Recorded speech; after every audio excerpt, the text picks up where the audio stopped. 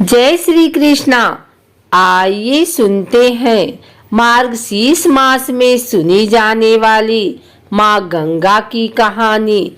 माँ गंगा का अवतरण कैसे हुआ और क्यों सदियों से लोग इनकी पूजा अर्चना करते आ रहे हैं। प्राचीन काल में एक राजा हुए जिनका नाम सगर था। सगर एक प्रतापी और शक्तिशाली राजा थे।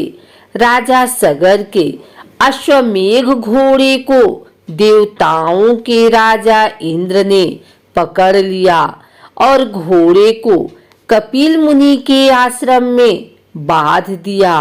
उधर अश्वमेघ घोड़े की तलाश में राजा सगर के 60,000 पुत्र निकल पड़े। जब उन्होंने मुनि के आश्रम में घोड़े को बंधा देखा तो आश्रम पर ही धावा बोल दिया। इसी समय तप में लीन कपिल मुनि की आंखें खुल गई। वो क्रोधित हो उठे। मुनि की आंखों में ज्वाला उठी और सगर के 60,000 पुत्रों को पल भर में राख कर दिया। राजा सगर के एक और पुत्र अंशुमान को जब इस बात का पता चला तो उन्होंने कपिल मुनि से अपने भाइयों की आत्मा के उद्धार की प्रार्थना की। तब कपिल मुनि ने उन्हें बताया कि अगर पवित्र गंगा का जल भस्म हुए सगर पुत्रों पर छिड़का जाए तो उन्हें मुक्ति मिल सकती है। अंशुमान ने बहुत कोशिश की लेकिन वो अपने भाइयों को कपिल मुनि के कोप से मुक्त नहीं करा सके। बाद में उनके पोते राजा भगीरथ ने अपने पूर्वजों की आत्मा की शांति के लिए तपस्या करने का बीड़ा उठाया। पूर्वजों का उद्धार करने के लिए भगीरथ ने कठोर तपस्या की और आखिरकार गंगा को धरती पर आने की उनकी प्रार्थना को स्वीकार करना पड़ा। अब सवाल था कि गंगा धरती पर कैसे आए। गंगा की धारा इतनी तेज थी कि उनके सीधे धरती पर आने का मतलब था तबाही। तब भगीरथ ने एक बार फिर तपस्या कर भगवान शिव से मदद की गुहार लगाई। भोले शंकर ने गंगा को अपनी जटाओं से होकर धरती पर जाने के लिए कहा और तब जाकर राजा सगर के 60,000 पुत्रों का उद्धार हुआ और उन्हें मुक्ति मिली। भगीरथ आगे आगे जा रहे थे और गंगा उनके पीछे चल रही थी।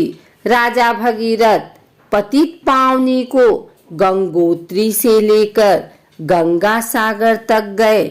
यहाँ उन्होंने कपिल मुनि से विनती की कि वो उनको अपने श्राप से मुक्त करें। गंगा की अमृत धारा भगीरथ की कठोर तपस्या का फल थी। मोक्षदायिनी माँ गंगा को धरती पर देखकर महर्षि कपिल प्रसन्न हुए। उन्होंने सगर पुत्रों को अपने श्राप से मुक्त कर दिया। माना जाता है कि गंगा श्री विष्णु के चरणों में रहती थी। भागीरथ की तपस्या से शिव ने उन्हें अपनी जटाओं में धारण किया। फिर शिव जी ने अपनी जटाओं को 7 धाराओं में विभाजित कर दिया। ये धाराएं हैं नलिनी, हृदिनी, पावनी, सीता, चक्षुष, सिंधु और भागीरथी। भागीरथी ही गंगा हुई और हिंदू धर्म में मोक्षदायिनी मानी गई। गंगा को माँ पार्वती की बहन भी कहा जाता है। इन्हें शिव की अर्धांगिनी भी माना जाता है और अभी भी शिव की जटाओं में इनका वास है। गंगा पर्वतों के राजा हिमवान और उनकी पत्नी मीना की दूसरी पुत्री थी। इस प्रकार से वे माता पार्वती की बहन थी। उनका पालन पोषण स्वर्ग में ब्रह्मा जी के संरक्षण में हुआ था। इसी देवी के नाम पर एक नदी का नाम गंगा रखा गया था। गंगा नदी भी स्वर्ग हिमालय का एक क्षेत्र की नदी थी, जिसे राजा भगीरथ के अथक प्रयासों से धरती पर लाया गया था। गंगा देवी को मकर नामक वाहन पर बैठकर नदी में विचरण करने वाली देवी माना गया है, जो प्राचीन काल में गंगा नदी में विचरण करती थी। गंगा एकमात्र ऐसी नदी है जो तीनों लोकों में बहती है, स्वर्ग, पृथ्वी तथा पाताल। इसलिए संस्कृत भाषा में उसे त्रिपथगा, तीनों लोकों में बहने वाली कहा जाता है। स्कंद पुराण के अनुसार देवी गंगा कार्तिकेय की सौतेली माता है। कार्तिकेय को शिव और पार्वती का पुत्र माना गया है। एक मान्यता के अनुसार पार्वती ने अपने शारीरिक दोषों से जब गणेश जी को उत्पन्न किया था, तब वे गंगा के पवित्र जल में डुबोने के बाद जीवित हो उठे थे। इसलिए कहा जाता है कि गणेश की दो माताएं हैं, पार्वती और गंगा। यही कारण है कि भगवान गणेश को द्विमात्री तथा गंगेय भी कहा जाता है। उल्लेखनीय है कि भीष्म भी गंगा के पुत्र थे।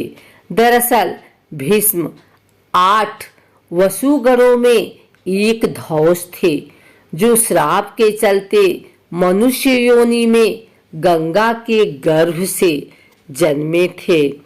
अगर आपको हमारी वीडियो अच्छी लगी हो तो इसे लाइक करें, कमेंट करें, शेयर करें और हमारे चैनल भक्ति गाथा को सब्सक्राइब करके बेल नोटिफिकेशन ऑल पर सेट कर लें, ताकि आने वाली वीडियो सबसे पहले आप तक पहुंच सके।